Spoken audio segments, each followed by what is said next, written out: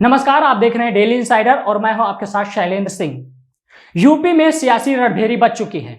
ऐसे में राजनीतिक दलों पर विभिन्न संगठन सियासी दबाव बनाने की कवायद में जुट चुके हैं। इसी बीच आरक्षण बचाओ संघर्ष समिति ने बड़ा ऐलान किया है। समिति ने कहा है, जो दल प्रमोशन में आरक्षण मुद्दे को अपने घोषणा पत्र में शामिल करेंगे, हम उनके साथ खड़े होंगे। समिति के इस बयान के बाद सियासी हलचल तेज हो गई है।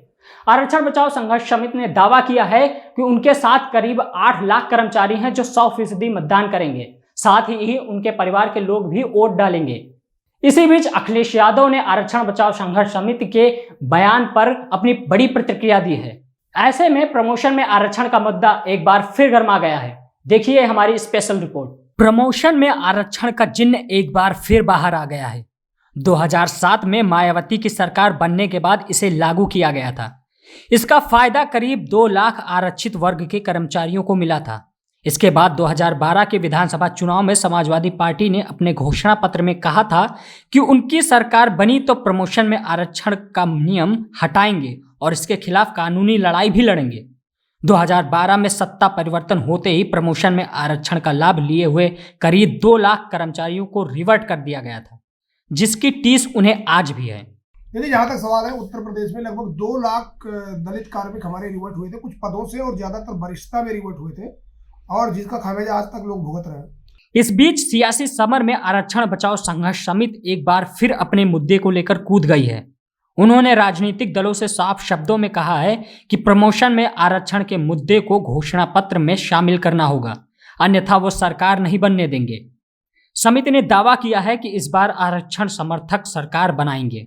देखिए, जहाँ तक सवाल है कि हमारा केवल ये कहना है कि जो राजनीतिक पार्टियां दलितों के वोट के लिए बड़ी बड़ी बातें करती हैं, तो उनको खुलकर आना पड़ेगा और ये बताना पड़ेगा कि वास्तव में घोषणा पत्र में उनके क्या जगह हमारे पदोन्नतियों में आरक्षण के लिए है। और अगर उनके घोषणा पत्र में आएगा तब हम ये देखेंगे कि वास्तव में उनकी मंतव्य क्या है। क्योंकि मैं आपको बता देना चाहता हूँ, देश में समाजवादी पार्टी पहली ऐसी पार्टी थी जिसने अपने घोषणा पत्र में पदोन्नति में आरक्षण का विरोध किया था। विरोध में उन्होंने अपने घोषणा पत्र में ये बात रखी थी और उन्हीं की सरकार में दलित कार्मिकों को रिवर्ट किया गया। तो ऐसे में जब आज के 1 साल पहले हम लोग माननीय राष्ट्रीय अध्यक्ष अखिलेश यादव जी से मिले तो मैंने उनसे यही बात कही थी। हमने कहा, आपने दलित कार्मिकों का अपमान किया है। अब सवाल यह उठता है कि सार्वजनिक तौर पर आपको ये बात स्वीकार करना पड़ेगा, माफी मांगना पड़ेगा और बताना पड़ेगा कि आपकी क्या मजबूरी थी कि जो दलित कार्मिकों के साथ आपने ऐसा किया। तो सब मिलाकर दलित कार्मिकों के साथ कौन कुठाराघात कर रहा है, कौन कुठाराघात नहीं कर रहा है, ये दलित कार्मिक जो है सब समझता है। लेकिन हम सभी राजनीतिक पार्टियों से ये अपील लगातार कर रहे हैं कि सभी लोग अपने घोषणा पत्र में इस बात को शामिल करें कि पदोन्नतियों में आरक्षण पर उनका क्या स्टैंड होगा और वो लागू करेंगे कि नहीं लागू करेंगे। इस बीच अखिलेश यादव ने आरक्षण बचाओ संघर्ष समिति के मुद्दे पर अपनी प्रतिक्रिया व्यक्त की है। डेली इंसाइडर के सवाल पर पहले तो अखिलेश यादव थोड़ा चौंके और फिर क्या बोले, सुन लीजिए। आरक्षण का एक संगठन आपसे मिला था, इस बार वो लोग कह रहे हैं में जो आरक्षण की बात करेगा, जो घोषणा पत्र में शामिल करेगा, हम उसके साथ खड़े होंगे। तो आज क्या आप ही घोषणा पत्र बनाने आए हो? जब समय आएगा तब देखा जाएगा। और उन लोगों को हमने भरोसा दिलाया, उनकी बात पर हम साथ देंगे। वो भी जानते हैं कि समाजवादी पार्टी जो कहती है वो करके दिखाती है। अखिलेश यादव ने कहा कि समिति के साथ जो बातें हुई वो उसे पूरा करेंगे, लेकिन बंद कमरे में बातें क्या हुई वो आप सुनिए आरक्षण बचाओ संघर्ष समिति के संयोजक अवधेश कुमार वर्मा से।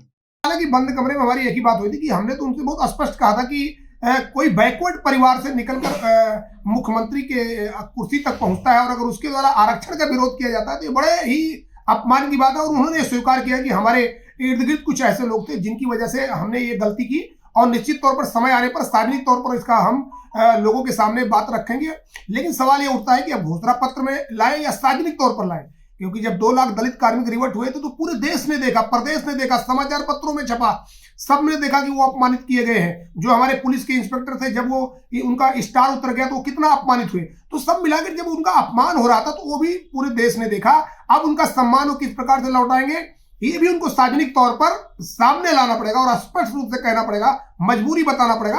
और जहां तक सवाल है, जो दलित कार्मिक है, जो प्रदेश के 8 लाख आरक्षण समर्थक है, उनका मंतव्य पूरी तरीके से क्लियर है कि हमें उत्तर प्रदेश में आरक्षण समर्थक सरकार बनाना है।